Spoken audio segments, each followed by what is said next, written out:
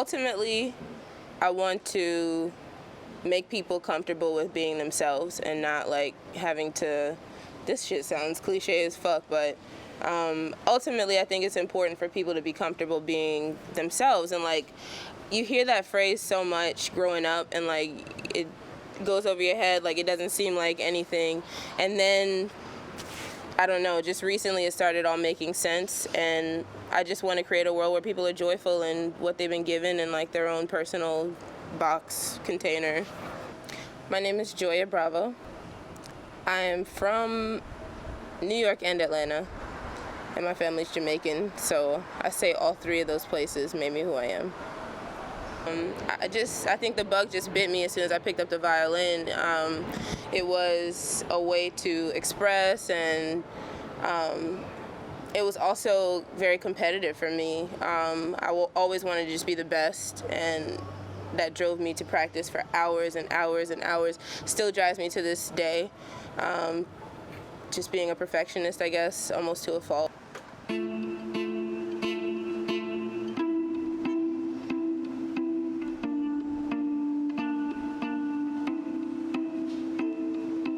The day that I met Black Thought, which led me to playing with the Roots a couple times, I was fresh and new to New York, and I felt like I had to keep up with all the fashion and the craziness, so I bought these huge, like 7-inch, like platform wooden combat boots, and I had on a black trench coat and black tights, and then I had my hair like 6 inches high, and me and my friend went to Jimmy Fallon. She had an extra ticket or whatever, it might be free, I don't know, but we went, and we saw a mutual friend of ours in Black Thoughts there, and we saw her after the show, and she was like, I want to introduce you to somebody, let me just take you over here, and it happened to be Black Thought. He took one look at me, he was like, what do you do? And I was like, I play the violin. He was like, what are you doing tomorrow night? And I said, I don't know, you tell me. And then he invited me to the jam session at Highline Ballroom, and I think that a lot of things have happened from that. Should've never lent you that piece of my heart. Years to date and I'm still bleeding.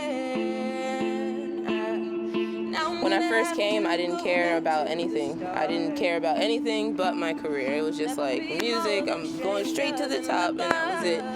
I didn't take care of any of the foundation. I didn't take care of like any, there was none. It just didn't even occur to me until it all like hit me. And then I became sick, and I went to the emergency room a bunch of times, and like they couldn't tell me what was wrong, they couldn't heal me, like all kinds of craziness. So for 3 years I had to learn about inner work, and like that came with a lot more than just learning about drinking greens and whatever, exercising every day. It was really like mentally, spiritually, everything, physically, everything. I had to restart and cleanse and refine the foundation. So. Back to the future.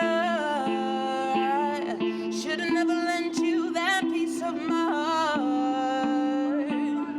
Days away and I'm still waiting. Can't believe I gotta go back to the start. I didn't really know all the steps it took to really make the artist and to cultivate the art and to build the respect for what I do, and like all the people who came before me, like all that stuff had to happen in order to come back to now where I'm like, oh, I get it, kind of, at least, or I get it more than I did. So I spent a lot of time really learning that lesson a lot of times, so.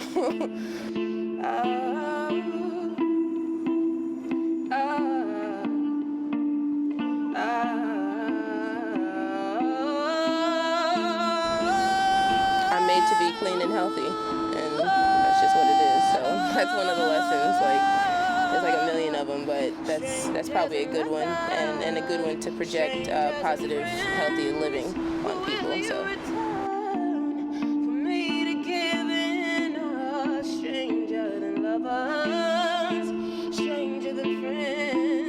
I'm not trying to sound like an old school, like holding on to the past kind of person, but I definitely think that once people take more time to just respect what they do, I think that the product will be much better and the people will be happier.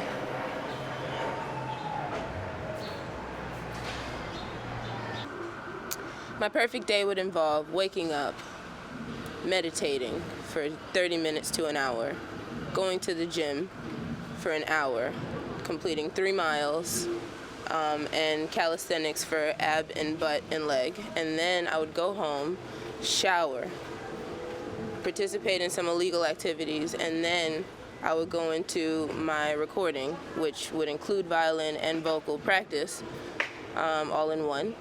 And then I would go out and I would perform on like a random street and entertain some random people for a little bit, maybe make a little money, but promote as well. And then I would come home and then marathon some TV for a while and plot my next move for the next day. But really, truly, my perfect day is waking up in a different country every day, performing on a different stage, opening up for your favorite whoever all over the world.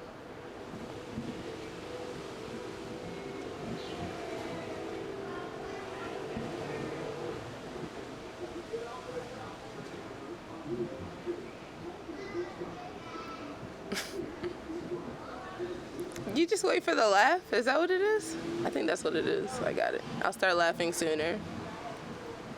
I got you figured out.